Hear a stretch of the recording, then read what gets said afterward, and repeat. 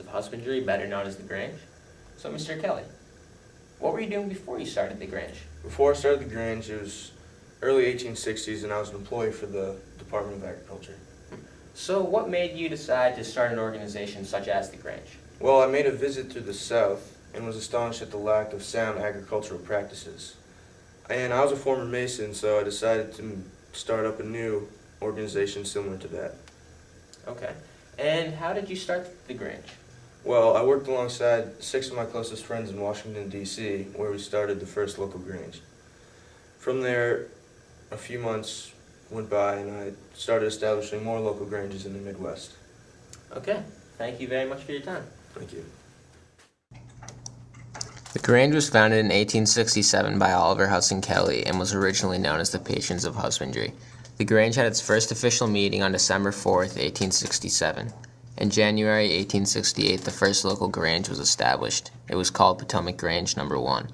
Oliver Hudson Kelly traveled around the country to facilitate the formation of local Granges. This was very difficult at first. After several months, Kelly had established just one local Grange.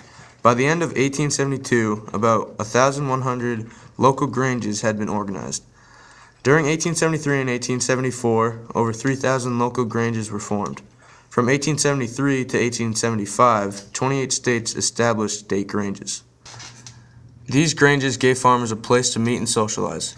Events included dances, quilting bees, and other social activities intended to alleviate the isolation of farm life.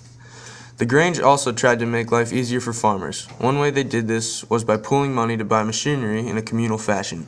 For example, local Granges would purchase several plows to be shared among its members, rather than having all individuals buy their own plow.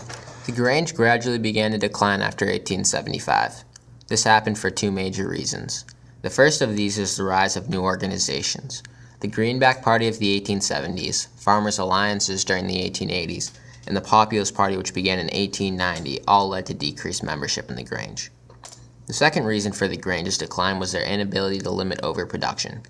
Too many farmers, too much good land, and new farming equipment made farming much easier. However, they also led to overproduction, which caused a sharp decline in prices. The Grange did little to discourage overproduction, and farmers didn't listen to those who tried to tell them to harvest less. These farmers preferred to blame their problems on politicians, judges, and bankers. The Grange then went back to its original purpose of being a social outlet and educational center for farmers.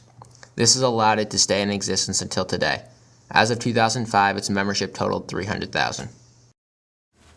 The Granges had a major impact in our society.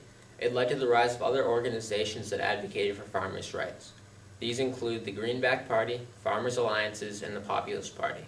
The Grange also showed that farmers were able to organize and advocate a political agenda.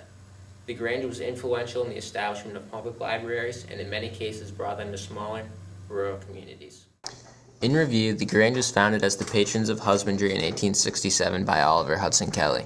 It was originally intended to be a social outlet for farmers. As time went on, it grew into a political advocate for farmers. The Grange was key in the passing of legislation that made life easier for farmers, including the passage of laws that decreased the prices of moving crops by rail. These gains were negated by the Wabash case in 1886. The Grange declined after 1875 due to the rise of new organization and the Grange's failure to address continued overproduction. It then went back to its original purpose as a social outlet and educational source for farmers. The Grange made life easier for farmers, was an active political force, and was influential in the development of public libraries. The Grange is still in existence today.